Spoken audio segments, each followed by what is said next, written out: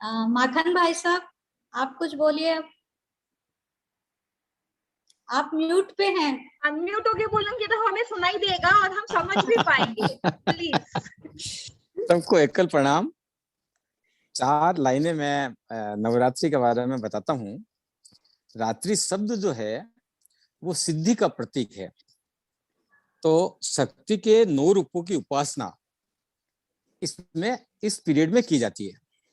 नवरात्रा में सिद्धि और साधना की दृष्टि से लोग अपनी आध्यात्मिक और मानसिक शक्ति के संचय के लिए अनेक प्रकार के कार्य करते हैं, जैसे व्रत, संयम, नियम, यज्ञ, भजन, पूजन, योग साधना आदि।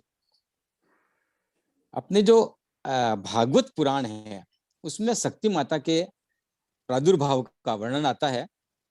देवासुर संग्राम के अंदर जब सारे देवता अपनी ताकत लगाकर राक्षसों से नहीं जीत पाए थे, तो आसुरी शक्ति पर देवत्व की विजय प्राप्त करने के लिए सभी देवताओं ने अपने अपनी शक्ति को, अपने अपने गुणों को का एक समूचे रूप में इकट्ठा किया और वो जो समूचे रूप है वो माँ दुर्गा के रूप में प्रकट हुई।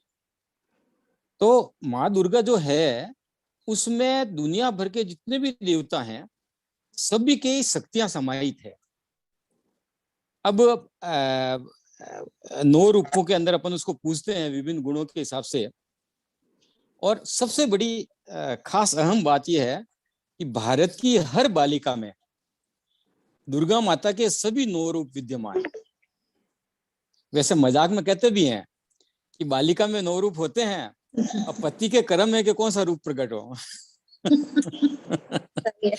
तो जितने भी मानव स्वभाव के अंदर गुण हैं, चाहे वो क्रोध का हो, शांति का हो, प्रेम का हो, ज्ञान का हो, सहनशीलता का हो, मतलब जितने भी तरह के, मातृत्व का हो, जितने भी तरह के गुण हैं वो सबके सब का एक स्वरूप, एक चिन्ह दुर्गा माता है। और हम जिस देवभूमि पर पैदा हुए हैं, ये हमारा सौभाग्य है कि भारत की भूमि पर जो भी कन्या जन्म लेती है उसमें सारे गुण विद्यमान रहते हैं। परिस्थिति जन्य है, किसी दुर्गा में कौन सा स्वरूप ज्यादा दिखाई देता है, कभी कौन सा स्वरूप ज्यादा दिखाई देता है, वो एक अलग विषय है। बस आज इसके बारे में इतना ही बताऊंगा। एक सूचना भी देनी थी कि अपने श्री हरि के जितने भी प्रकल्प चलते हैं वो आपको जानकारी होगी कि हम गाँवों में सत्संग करते हैं, कथाकार कथा करते हैं। मोबाइल मंदिर जिसे अपन हरि मंदिर कहते हैं, ऐसे चलते हो 54 मंदिर हैं।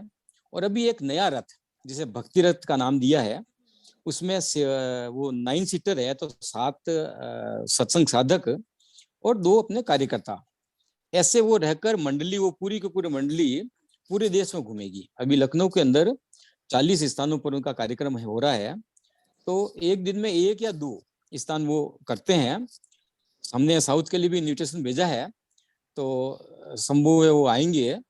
तो वो पूरा सत्संग संध्या जिसे कहते हैं, मतलब पांडाल वांडाल बनाकर वो 7 जो कार्यकर्ता आ रहे हैं, वो सामूहिक भजन, व्यक्तिगत भजन और वहाँ के लोगों के भी कुछ भजन, ऐसा अपना एक नया कार्यक्रम शुरू किया है।